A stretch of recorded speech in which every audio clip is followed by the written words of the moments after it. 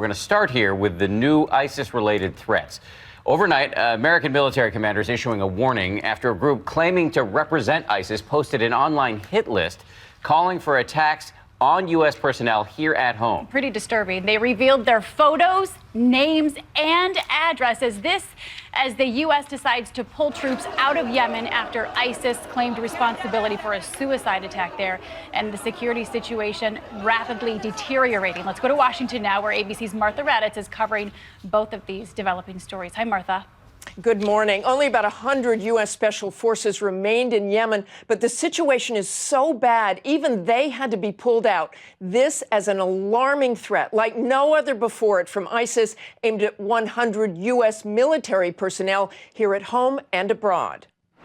This morning, U.S. military leadership warning service members to use caution when posting on social media after an online group calling itself the Islamic State Hacking Division released personal information for over 100 military members, calling for ISIS sympathizers to kill those listed. This is the kind of activity they've engaged in over the past several months, specifically asking their followers and their supporters to carry out attacks. While the threats accompanying the list are being taken very seriously, the information doesn't appear to have been hacked from government servers. This doesn't necessarily look like it is the result of hacking. This information is largely publicly available. Still, defense officials are not taking any chances, contacting the families of those on the list, largely made up of Air Force and Navy personnel.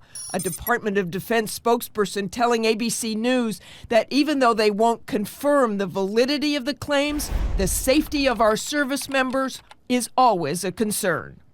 And looking at those lists is chilling and has to worry military families. The pictures are clear, the information is clear, and so are the addresses, Dan.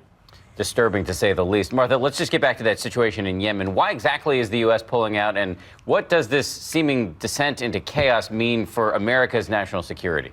Well, it was just far too dangerous. It's lawless, leaderless place turning into a failed state. Houthi rebels backed by Iran are taking over the place. U.S. diplomats pulled out last month, and now even those special forces.